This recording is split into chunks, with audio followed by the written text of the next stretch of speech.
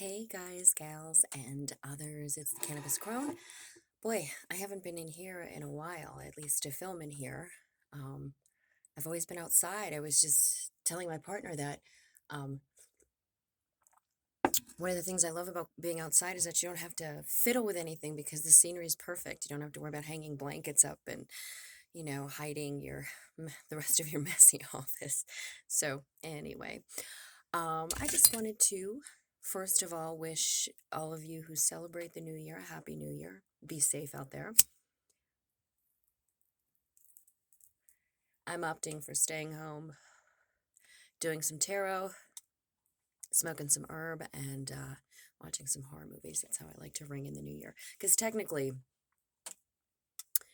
in my mind anyway, the new year starts on Samhain. So October 31st is in the wheel. That's when the technical new year starts. So, but happy new year's to those of you that celebrate otherwise. I love scalding coffee. One of my things.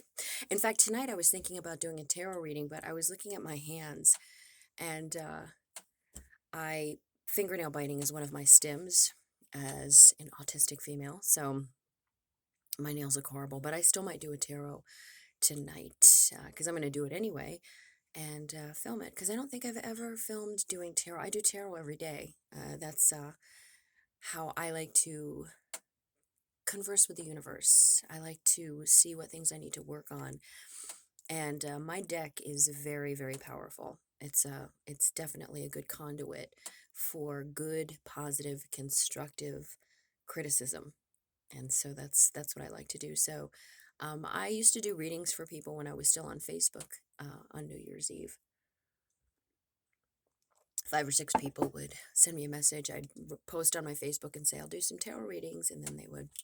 Anyway, I'm going off on a tangent. I wanted to talk about the new year. I've given up all expectations. I think what I want to do is just share the wisdom that I have gained as a crone. I am an official crone, which means an old lady witch. I consider myself a cannabis spiritualist. And I really groove on the vibes that come from the Earth Mother rather than other people. So I'm kind of like, I like to isolate myself, especially since 2019. I think I've been pretty under the radar, except for here, of course. So, but I want to get the ball rolling because I got to take Duder for a walk. He wants to go up to the Continental Divide today. So we're going to do that very shortly here before it gets dark. So basically, I just wanted to kind of share a little bit of what I'm feeling, philosophy-wise, what my mission for this next year is. A lot of people have New Year's resolutions. I think mine is to get as much joy out of life as I can. And that's it. I have no goals other than that. I don't know how long I'm on this planet for. None of us do. But as you get older, um, you know, it's 100% chance that you will be dying at some point in your life, right? So, and since everything that I believe is really earth-based anyway, I'm not a believer in the afterlife really, except unless I bury myself in the earth or have someone bury me rather. It'd be really nifty to bury myself once I die. But if when I get buried on my land, that's my immortality. I will be part of the cycle. And so my DNA will be in every flower and tree and bush around that area. So I will live on in that way.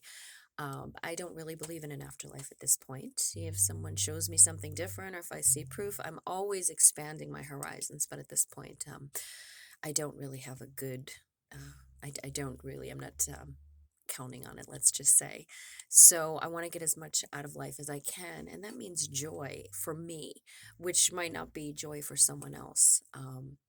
So I just want to encourage everyone to find your joy, find what it is that makes you happy, and do not worry about your career, okay? Because that's just another way that corporate America gets us on that slave hamster wheel.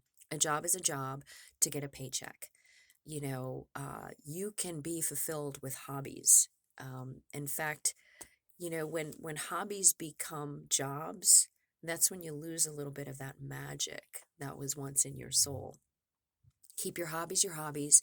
Keep your jobs your job. Job, you need money. We need money to survive. We live in a corporate um, reality, I guess, for lack of a better word. We live in a corporate reality where everything is bought and paid for. Everything has a price. It's very transactional, not unconditional. Very transactional. It's like being in a relationship with a narcissist. It's transactional and it is conditional. So this is what we're dealing with our government. So don't give yourself 100% to any job ever again, because corporate loyalty once existed for many companies. It does not exist anymore for anyone anywhere. So you be loyal to yourself and be loyal to your family. Don't be loyal to a company, and don't let them suck you dry. I did, and I'm paying the price now. I'm paying the price by, I don't have anything to show for it. I don't have anything put away or saved because I was never paid really a living wage. Even working for a huge broadcasting corporation like Hubbard Broadcasting, I wasn't paid a living wage. I mean, it was really disgusting what they paid me. And there's definitely a disparage, or there's definitely a divide between what they pay their female employees and what they pay their male employees. So, horrible company to work for. But anyway, and I'm glad I'm not there anymore.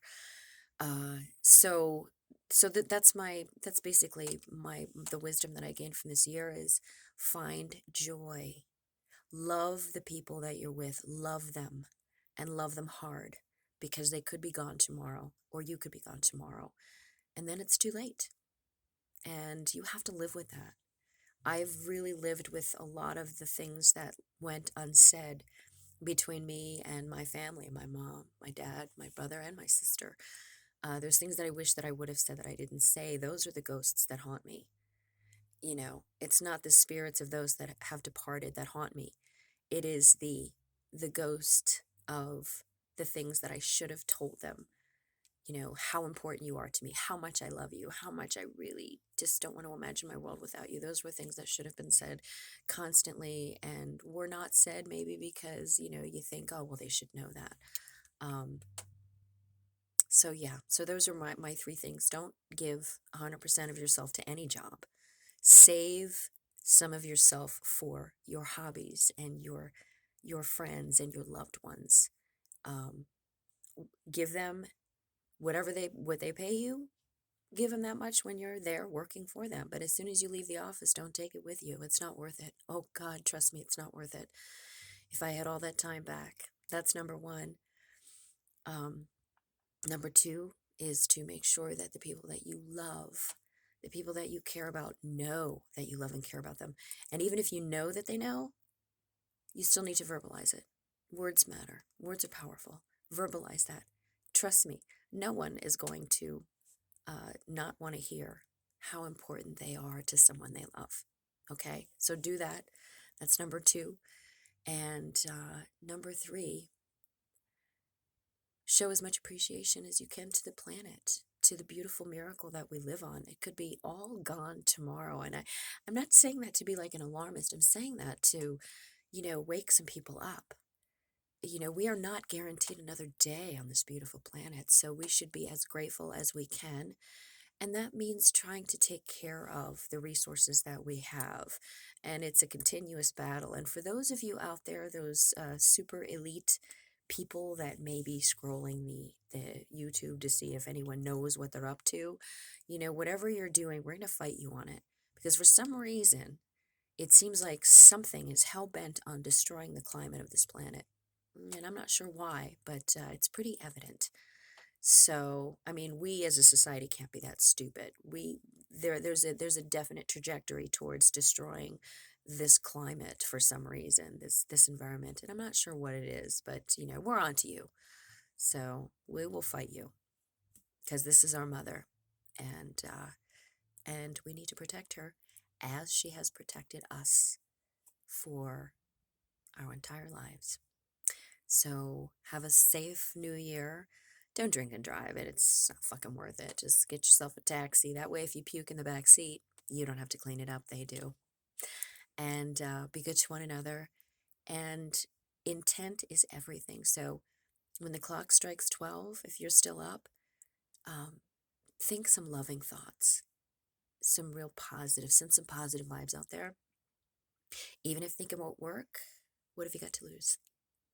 If everyone were to do that, the energy wave of love uh, and unconditional joy would sweep the planet. So maybe at midnight, just think those loving thoughts. All right?